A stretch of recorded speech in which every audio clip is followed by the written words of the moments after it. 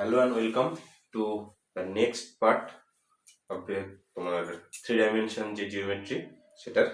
ঠিক আছে, সেখানে আমরা গত দিন পর্যন্ত যেটা করেছিলাম সেটা হচ্ছে বা গত ভিডিও পর্যন্ত যেটা করেছিলাম 36 পেজের আগে পর্যন্ত। আজকে শুরু করছি 36 পেজ থেকে।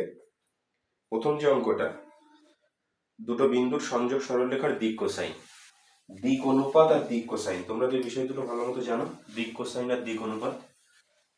দিক কোসাইন এবং দিক অনুপাত, এটা হচ্ছে 36 পেজ। দিক কোসাইন এবং দিক অনুপাত, দুটো বিন্দু দেওয়া আছে। দুটো বিন্দু কিরকম দেখো, বলা আছে, এটা দাগ নাম্বার দেখো এ নেই, শুধুমাত্র 2 এর অথবা এবং 2 বলা আছে। ঠিক আছে, তাহলে 2 এর দাগে যেটা 2 -1 4 ও 2 -1 4 ও 0 1 5 0 1 5 বিন্দুদ্বয়ের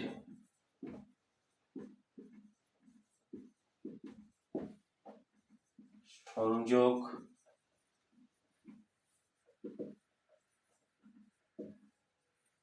সরলরেখার প্রথমে দিক অনুপাত, দিক অনুপাত কি হবে?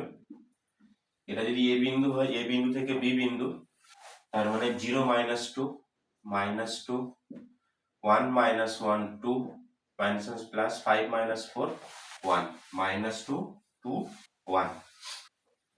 তাহলে দিক কোসাইন, দিক কোসাইন, দিক কোসাইনটা কি হবে? -2/√4 4 1 2 স্কয়ার 2 স্কয়ার 1 2 4 4 1 1/4 4 1, তার মানে কত হচ্ছে? 9। 2/3 -2/3 প্লাস 2/3 1/3, এটাই হচ্ছে দিক অনুপাত। আচ্ছা, ঠিক আছে, ক্লিয়ার প্রত্যেকের? এটা তো ক্লিয়ার হওয়ারই জিনিস, কারণ দিক অনুপাত 3 ডাইমেনশন শুরুতেই আমরা এই চ্যাপ্টারটা অঙ্কটা করেছিলাম, এই জিনিসগুলো আমরা দেখেছি এল এম এন। আর দিক কোসাইনটা হচ্ছে L/√L² m² প্লাস n²। আচ্ছা, এর পরের অঙ্কটা দেখো, অথবাতে বলছে পি একটা বিন্দু থেকে এই সমতলের লম্ব দূরত্ব। আচ্ছা, সম্ভবত আর ডট যে ভেক্টরটা আছে ইকুয়ালস টু কিউ, এখানে কোনো একটা সমস্যা থাকতে পারে, প্রিন্টিং মিস্টেক থাকতে পারে। তার কারণ কিউ যদি আমি না জানি তাহলে কিন্তু লম্ব দূরত্ব বের করতে পারবো না, এবং এর কোনো ক্লু কিন্তু আমরা পাচ্ছি না। আমি তোমাদের যে কাজটা করে দিচ্ছি এখানে, এর সূত্রটা শুধুমাত্র রিকল করে দিচ্ছি। কোনো একটা বিন্দু থেকে কোনো একটা সমতলে লম্ব দূরত্বের যে সূত্রটা, ওখানে যে কিউটা আছে, কিউ এর একটু সমস্যা আছে। কি সমস্যা ও জানে, ওর কি সমস্যা, ঠিক আছে, আমি জানি না। আর এবার দেখো যেটা বলছি, কোনো একটা বিন্দু আলফা বিটা গামা, বিন্দু থেকে এক্স বিওয়াই সিজেড ইকুয়ালস টু ডি সমতলের লম্ব দূরত্ব। সূত্রটা কি? Modulus a alpha b beta c gamma minus d divided by √a² plus b² plus c², একক। বুঝতে পারলে? এটাকে একবার দেখো, এরকম একটা থাকবে, দেখো ডি এর জায়গায় কিন্তু ওই যে কিউটা আছে, তো ওই কিউটাকে কিন্তু আমাদের জানতে হবে, মানটা, অ্যাকচুয়াল মানটা জানতে হবে, না হলে যেরকম ভাবে হবে এইভাবে করে দিতে হবে। কিন্তু দূরত্ব একটা নিউমেরিক্যাল ভ্যালু আসা উচিত, সেরকমই আসা উচিত। বিন্দুটা জানি এবং সমতলের সমীকরণটাও আমরা জানি, সেখান থেকে আমরা কিন্তু এই সূত্রের সাহায্যে আমরা বের করতে পারবো। মানে প্রত্যেকেই সূত্রটা জানো, সুতরাং আমরা এটা বের করতে কোনো অসুবিধা হবে না। পরীক্ষায় এরকম কনফিউশন টাইপের কোশ্চেন আশা করছি থাকবে না। আচ্ছা, নেক্সট পেজে চলে যাচ্ছি। নেক্সট পেজ হচ্ছে 41 পেজ। এই টাইপের অঙ্কগুলো তোমরা করেছো 41 পেজের। দেখো অঙ্কটা পড়ো। দুটো সরলরেখার সমীকরণ দেওয়া আছে। সরলরেখা দুটো লম্ব কখন হবে? সরলরেখা দুটো লম্ব কখন হবে? এস 41 এর 2 এর এ। কি বলছে? দুটো সরলরেখার সমীকরণ, সরলরেখা দুটোর সমীকরণ ল্যামডার কোন মানের জন্য, তার মানে ল্যামডা এখানে বের করতে হবে। x minus 2/3 y plus 1/-2 lambda z minus 2/0, এটা এক নম্বর। আর 2 নম্বর হচ্ছে x minus 1/1 2y plus 3/3 lambda z plus 5/2।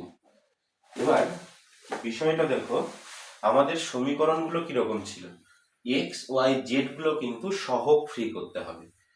তার মানে দেখো এক্স ফ্রি আছে, জেড ফ্রি আছে, দুই কিন্তু ফ্রি নয়, বা ওয়াইটা কিন্তু এখানে ফ্রি নয়। এটাকে আমাদের স্ট্যান্ডার্ড ওয়েতে লিখতে হবে। কি পাবো? x minus 1/1 y plus 3/2 divided by 3 lambda by 2 equals to z plus 5/2। এটা 2 নম্বর। দেখো 1 নম্বর সরলরেখার দিক অনুপাত আমরা এগুলো বলতে পারি, বা দিক কোসাইন এগুলো বলতে পারি। এটা কখন, এরা যদি পরস্পর লম্ব হয়। আবার আমাদের কি বলেছে? 1 ও 2 পরস্পর লম্ব, পরস্পর লম্ব অর্থাৎ অর্থাৎ অর্থাৎ আমরা কি বলবো?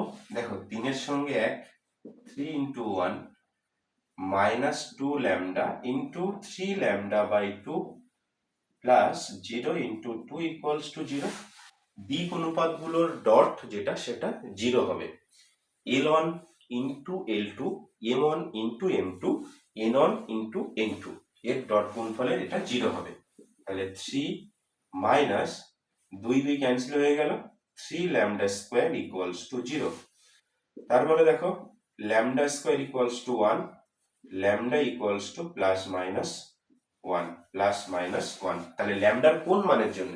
ল্যামডার মান দুটো হতে হবে, হয় প্লাস 1 হতে হবে অথবা মাইনাস 1 হতে হবে, বা দুটোর জন্যও এটা কিন্তু সত্যি হবে। ঠিক আছে, নেক্সট যেটা আছে, আশা করছি এটা বুঝতে পারছো। কোনো কঠিন বিষয় কিছু করিনি, শুধুমাত্র দুটো সরলরেখা তার স্ট্যান্ডার্ড ফর্মে লিখলাম, লেখার পরে তাদের ডট গুণফলটাকে 0 করে ল্যামডার মানটাকে বের করলাম। শুধুমাত্র এটুকুই কাজ। 2 নম্বরের জন্য এর বেশি পারিশ্রমিক আর করা যাবে না।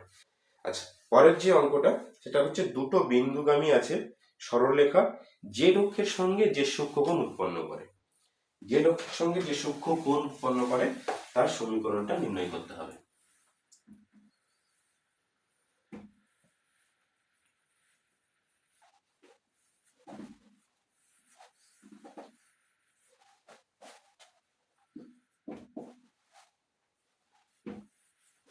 প্রথমে দেখো দুটো বিন্দুগামী সরলরেখা যে অক্ষের সঙ্গে যে সূক্ষ্মকোণ উৎপন্ন করে, তাহলে এই দুটো বিন্দুগামী সরলরেখার দিক অনুপাতটা আগে আমার দরকার। আমি অত সরলরেখার সমীকরণে যাব না। 3 2 3 এবং -3 -1 5 বিন্দুগামী সরলরেখার দিক অনুপাত সমূহ কি হবে? -3 -3 -6 -1 -2 -3 5 -3 2। তোমাদের এই বিষয়টা বলতে হবে না কি করে এটা এসছে, এইটা মাইনাস এই বিন্দুগুলো। আচ্ছা, এবার এবং জেড অক্ষের অক্ষ বরাবর দিক অনুপাত কি হবে? জেড অক্ষ বরাবর দিক অনুপাত গুলো কি হবে? 0 0 1। এবার এদের মধ্যে ধরে নিচ্ছি এই সরলরেখাটা মধ্যে থিটা কোণ করেছে, তাহলে ধরি সরলরেখা ও জেড অক্ষের মধ্যে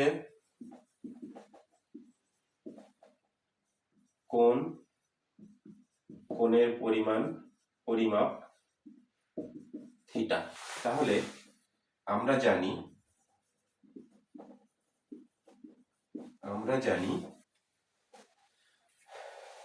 cos থিটা ইকুয়ালস টু এই দুটোর ডট গুণফল 0 0 2 ডিভাইডেড বাই এইটার স্কোয়ারের রুট 36 9 প্লাস 4। দেখো অঙ্কগুলো তোমরা সব করে এসছো বলেই কিন্তু এরকম ভাবেই করতে পারছি। তাহলে 2 বাই 40 49 তার মানে 7, 2 বাই 7। তাহলে থিটাটা কত হবে? cos inverse 2 by 7। এটা কিন্তু আমাদের এর মধ্যে অ্যাঙ্গেল। বোঝা গেল?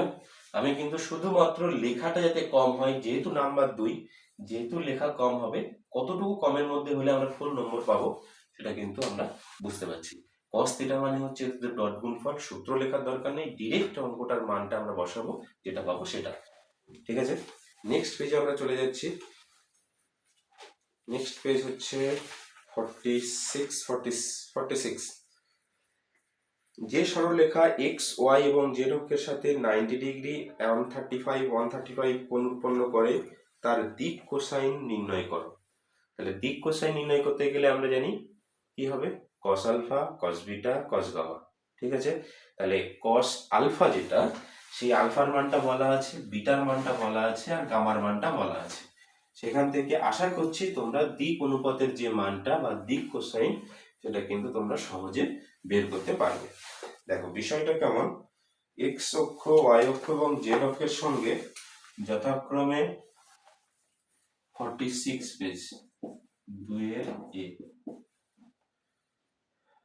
এক্স অক্ষের সঙ্গে এক্স ওয়াই ও জেড অক্ষের সঙ্গে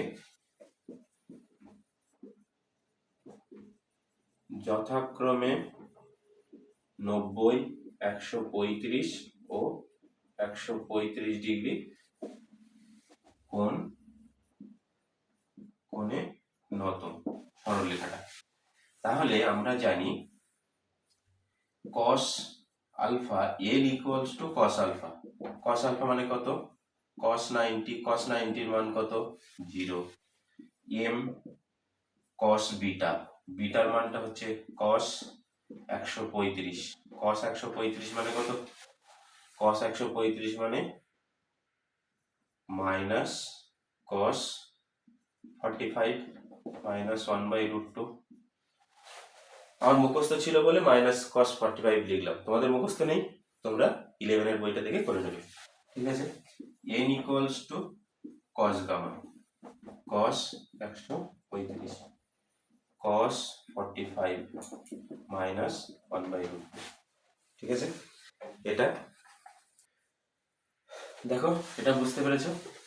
তাহলে এর দিক কোসাইন গুলো আমরা পেয়ে গেছি 0, 1/√2, 1/√2, তার অনুপাত করলে একই রকম আসবে। তো দিক অনুপাত এটা তোমরা লিখে দিতে পারো, অসুবিধা কিছু হবে না। অথবা যেটা আছে সেটা দেখো কি বলছে, এই ভেক্টরের সমান্তরাল এবং এই যে সরলরেখায় বিন্দুগামী তার কার্তেশীয় সমীকরণ। আচ্ছা, সমান্তরাল আমরা এর আগে অঙ্কটা করেছি, এই ধরনের অঙ্ক এর আগের একটা পেজে, সেটা দেখেও তোমরা করে নিতে পারো, কিন্তু অঙ্কটা একটু অন্যরকম ছিল, তোমাদের কনফিউশন দূর করার জন্য আমি বলি। যার সমান্তরাল সেই ভেক্টরটা দেওয়া আছে 2 এর, অথবা এটা, ওটা এ নয়, শুধুমাত্র 2 এর দাগ ছিল।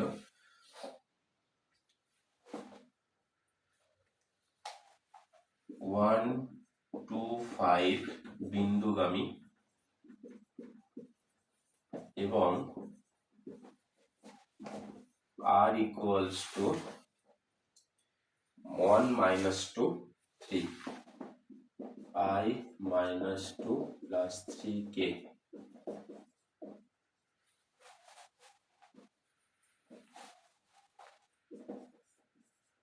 এর সমান্তরাল বিন্দুগামী এবং r ইকুয়ালস টু এর সমান্তরাল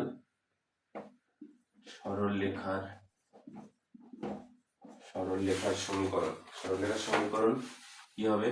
x minus 1/1 y minus 2/-2 z minus 5/3, শুধুমাত্র এটুকুই। ঠিক আছে, 2 নম্বরের জন্য।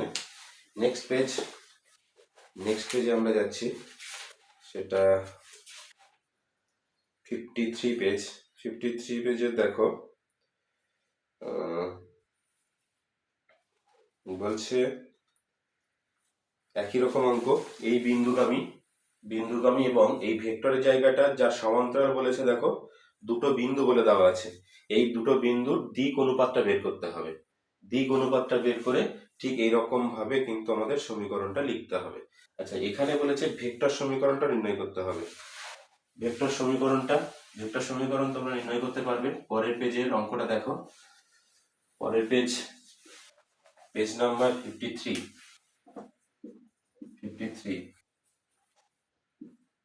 দুইয়ের দাগ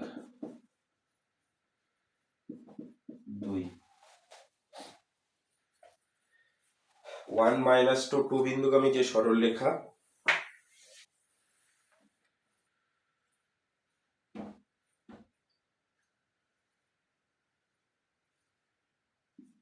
-1 2 1 ও 1 2 2 বিন্দুদ্বয়ের সংযোগ সরল রেখার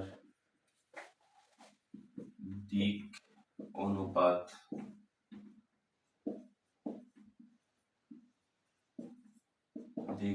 সমূহ 1 - 1 2 0 2 - 1 1, দিক অনুপাত এটা, এর সমান্তরাল। আচ্ছা, এখন 1 - 2 2 1 - 2 2 বিন্দুগামী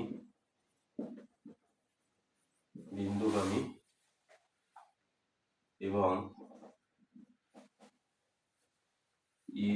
এটা যদি বি বলি,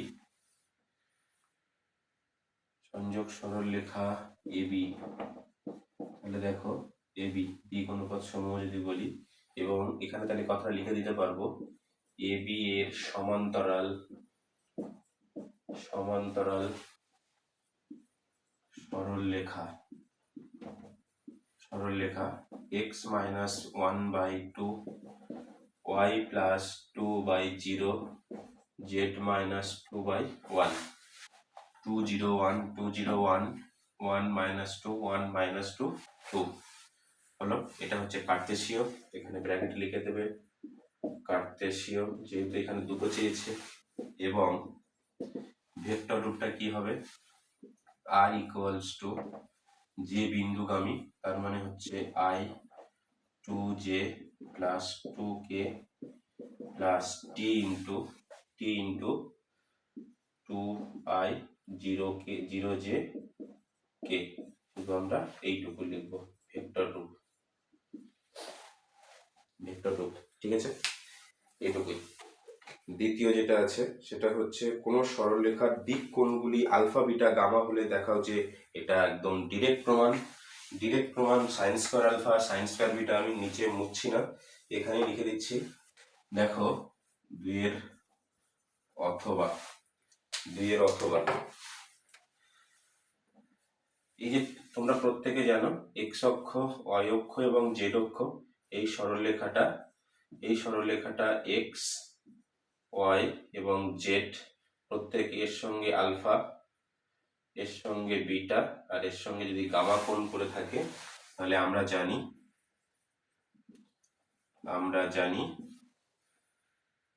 cos² alpha plus cos² beta plus cos² gamma = 1। শুধুমাত্র এই প্রমাণে cos এর জায়গায় sin এ যেতে হবে, তাহলে আমরা কি জানি 1 - sin² alpha 1 - sin² beta 1 - sin² gamma = 1। sin² alpha plus sin² beta plus sin² gamma = 3 - 1 = 2, ঠিক আছে। 1 1 1 3 মাইনাস গুলো প্লাস হয়ে গেল এখানে, আর এটা মাইনাস ছিল, এটা প্লাস, এটা মাইনাস হয়ে যাচ্ছে, -1 = 2। দেখো এই প্রমাণটুকুই করতে বলা আছে। আমরা দুটো অঙ্ক